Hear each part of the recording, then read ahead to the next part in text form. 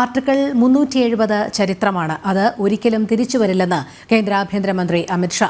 യുവാക്കളുടെ കൈകളിൽ ആയുധങ്ങളും കല്ലുകളും നൽകിയത് ആർട്ടിക്കിൾ 370 ആണ്. ജമ്മുകശ്മീർ എല്ലായ്പ്പോഴും ഇന്ത്യയുടെ ഭാഗമാണ്. 2014 ശേഷമുള്ള ഈ 10 വർഷം ജമ്മുകശ്മീരിന്റെ സുവർണ കാലഘട്ടമായി അടയാളപ്പെടുത്തും.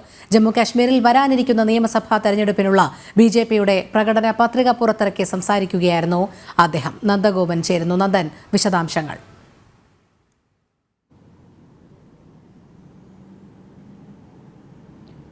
രോഹിണി, ഈ വരുന്ന 18 മുതൽ 3 ഫേസുകളിലായി ജമ്മു കാശ്മീരിലെ തെരഞ്ഞെടുപ്പ് നടക്കാൻ പോവുകയാണ്. ഇതിന് മുന്നോടിയായിട്ടാണ് BJP പ്രകടന പത്രിക പുറത്തിറക്കിയിരുന്നത്. ഈ പ്രകടന പത്രികയിൽ ജനപ്രിയപരമായ ഒട്ടനവധി പദ്ധതികൾ ഇടം പിടിച്ചു എന്നുള്ളതാണ്. ഏതാണ്ട് 25-ലധികം പദ്ധതികൾ ഇതിൽ ഉൾപ്പെടുന്നു.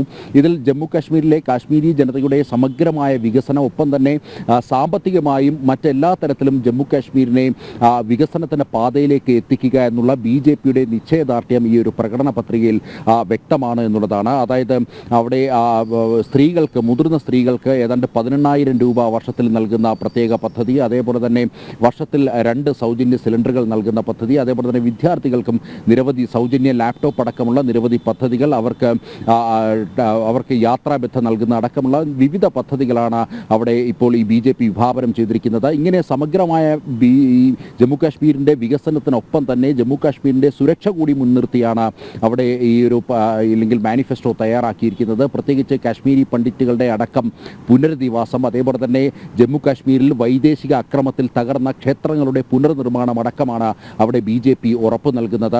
ഇതിൽ ഇന്ന് ഇപ്പോൾ ഈ മാനിഫെസ്റ്റോ പുറത്തിറക്കിക്കൊണ്ട് കേന്ദ്രമന്ത്രി അമിത്ഷാ വ്യക്തമാക്കിയത് ആർട്ടിക്കിൾ 370 ഇനി ഒരിക്കലും മടങ്ങി വരില്ല, അതിൻ്റെ അവസാനം ആയിരിക്കുന്നു എന്നുള്ളത് തന്നെയാണ്. അല്ലെങ്കിൽ അത് പൂർണ്ണമായും നശിച്ചിരിക്കുന്നു ആർട്ടിക്കിൾ 370 എന്നാണ് അമിത്ഷാ ചൂണ്ടിക്കാണിച്ചത്. ആർട്ടിക്കിൾ 370 ആണ് അവിടുത്തെ വിദ്യാർത്ഥികളുടെയിലും അതേപോലെ തന്നെ സാധാരണ യുവാക്കളുടെ കയ്യിലും കല്ലുകളും ആയുധങ്ങളും എത്തിച്ചത്. അവരങ്ങനെയാണ് ഭരണകൂടത്തിനെതിരെ അക്രമങ്ങൾ നടത്തിയത് എന്നുള്ളതാണ് അമിത്ഷാ ചൂണ്ടിക്കാണിക്കുന്നത്. മാത്രമല്ല, നാഷണൽ കോൺഫറൻസിനെ അദ്ദേഹം പരോക്ഷമായി വിമർശിക്കുന്നു. കോൺഗ്രസിൻ്റെ പ്രത്യക്ഷ സഹായം നാഷണൽ കോൺഫറൻസിന് ലഭിക്കുന്നുവെന്ന് അമിത്ഷാ ചൂണ്ടിക്കാണിക്കുന്നു.